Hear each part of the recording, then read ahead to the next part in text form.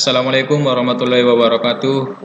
Perkenalkan, nama saya Ahmad Ali Musa Sibuan dengan NIM 2314040001. Pada kesempatan kali ini saya akan menjelaskan tentang tafsir surah Al-Baqarah ayat 261 sampai 263. Adapun yang pertama ialah latar belakang. Latar belakang dari Quran surah Al-Baqarah ayat 261 sampai 263 ini adalah kesibukan dalam mencari kebutuhan hidup di dunia kadangkala membuat manusia menjadi lengah dan terlena. Kebutuhan ekonomi yang kian mendesak juga membuat mayoritas manusia memprioritaskan zakat, infak dan sedekah menjadi prioritas terakhir setelah pemenuhan kebutuhan sehari-hari. Bahkan mungkin saja malah bukanlah termasuk dalam prioritas pengeluaran. Hal ini ironis rasanya jika dibandingkan dengan kandungan ayat tersebut, yaitu yang membahas tentang keutamaan menafkahkan harta di jalan Allah, baik dalam bentuk zakat, infak, ataupun sedekah. Ayat-ayat ini seharusnya dapat dijadikan bahan introspeksi bagi setiap insan manusia untuk lebih giat lagi dan menjadikan zakat, infak, dan sedekah sebagai prioritas utama dan tiap anggaran pengeluarannya bukan malah yang terakhir. Di samping itu, ayat-ayat ini juga menjelaskan tentang bagaimana agar zakat, infak, dan sedekah yang kita keluarkan tidak menjadi sia-sia. Sebaliknya dapat memperoleh pahala keberkahan dari Allah Subhanahu wa taala.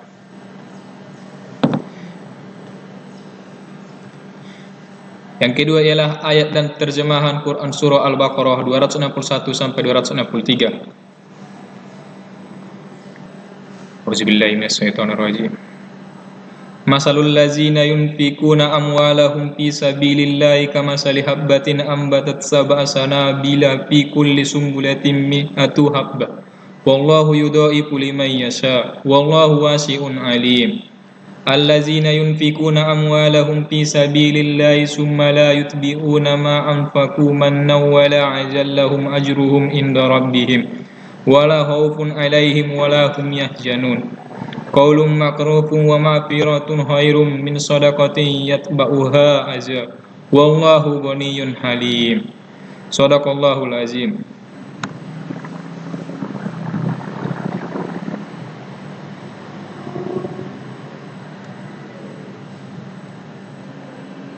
Dan untuk terjemahnya sendiri ialah, aku berlindung kepada Allah dari godaan setan yang terkutuk. Perumpamaan nafkah yang dikeluarkan oleh orang-orang yang menafkahkan hartanya di jalan Allah adalah serupa dengan sebutir benih yang menumbuhkan 7 bulir. Pada tiap-tiap bulir 100 biji. Allah melipat gandakan bagi siapa yang Dia kehendaki, dan Allah Maha luas karunia-Nya lagi Maha mengetahui. Orang-orang yang menafkahkan hartanya di jalan Allah, kemudian mereka tidak mengiringi apa yang dinafkahkannya itu dengan menyebut-nyebut pemberiannya dan dengan tidak menyakiti perasaan si penerima, mereka memperoleh pahala di sisi Tuhan mereka. Tidak ada kekhawatiran terhadap mereka dan tidak pula mereka bersedih hati. Perkataan yang baik dan pemberian maaf lebih baik dari sedekah yang diiringi dengan sesuatu yang menyakitkan perasaan si penerima. Allah Maha Kaya lagi Maha Penyantun. Maha suci Allah dengan segala firman-Nya. Adapun yang ketiga ialah tafsir Quran surah Al-Baqarah 261 sampai 263. Tafsir pertama ialah tafsir Ibnu Katsir. Perumpamaan yang diberikan Allah Ta'ala untuk orang yang bersedekah di jalannya adalah bahwa satu kebaikan akan dilipat gandakan hingga 700 kali lipat. Hal ini mencakup berbagai bentuk sedekah termasuk untuk jihad, haji, atau kegiatan lainnya yang bertujuan untuk ketaatan kepada Allah. Amal soleh akan diberikan balasan yang melimpah oleh Allah, seperti tumbuhnya benih yang menumbuhkan 7 bulir dan masing-masing bulir berisi 100 biji. Dalam suatu riwayat juga menyebutkan bahwa setiap amalan manusia akan dilipat gandakan pahalanya hingga 700 kali lipat atau sesuai dengan kehendak Allah. Puasa juga memiliki keistimewaan tersendiri, di mana seseorang yang berpuasa akan mendapat 2 kebahagiaan, yaitu pada saat berbuka dan saat bersua dengan Tuhannya. Selain itu, hadis ini juga menunjukkan bahwa orang yang bersedekah dengan ikhlas akan mendapat pahala tanpa batas dari Allah. Allah menghargai orang-orang yang bersedekah tanpa menyebut-nyebut atau menyakiti orang lain. Mereka akan memperoleh pahala di sisi Tuhan mereka tanpa kekhawatiran atau kesedihan di akhirat nanti. Firman Allah juga menekankan pentingnya perkataan baik, pemberian maaf, dan sedekah tanpa menyakitkan perasaan si penerima. Semua ini menunjukkan kebaikan dan kelembutan Allah terhadap hamba-Nya yang ikhlas dan dalam beramal. Yang kedua ialah tafsir Muyassarah. Dan di antara hal yang paling bermanfaat bagi kaum mukminin adalah infak di jalan Allah. Dan perumpamaan kaum mukminin yang menginfakkan harta mereka di jalan Allah adalah seperti satu benih yang ditanam di tanah yang subur.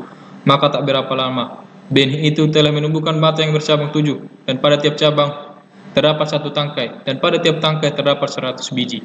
Allah menggandakan pahala bagi siapa saja yang dikehendakinya sesuai dengan keadaan hati orang yang berinfak berupa keimanan dan keikhlasan yang sempurna. Dan kurnia Allah itu luas, dan Dia Maha mengetahui siapa-siapa yang berhak memperolehnya, juga Maha mengetahui niat hamba-hambanya.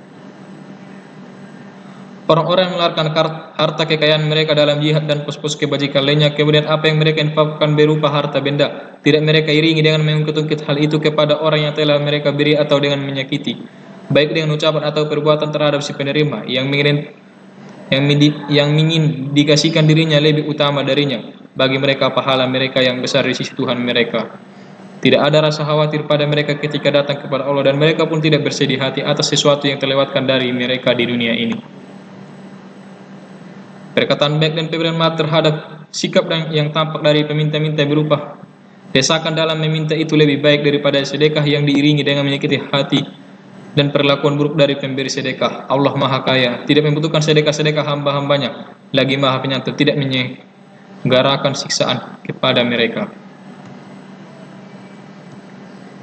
Tapi yang keempat ialah nilai pendidikan yang terkandung di dalam Quran Surah Al-Baqarah ayat 261 sampai 263.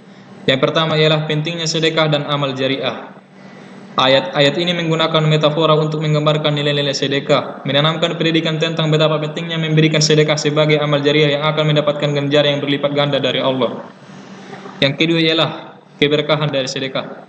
Sedekah yang diberikan dengan ikhlas tanpa mengharapkan balasan duniawi akan mendapatkan keberkahan dan hasil yang lebih besar dari Allah. Ini mengajarkan pentingnya niat yang tulus dalam beramal.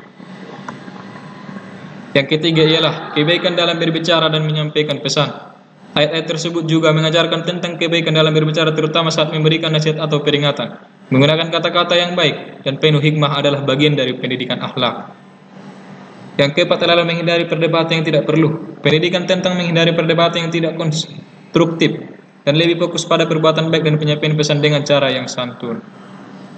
Jadi secara keseluruhan nilai-nilai dalam Quran Surah Al-Baqarah 261 sampai 263 ini mengajarkan pentingnya memberi dengan ikhlas, berbicara dengan baik, dan menjaga adab dalam interaksi sosial, yang semuanya merupakan aspek penting dari pendidikan Islam.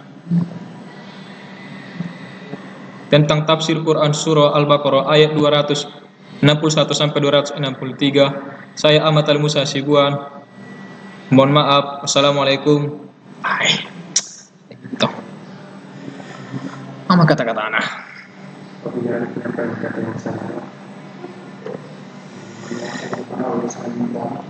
Mungkin cukup sekian penyampaian materi dari saya. Mohon maaf jika ada kesalahan. Saya sudah dengan salam. Wassalamualaikum warahmatullahi wabarakatuh.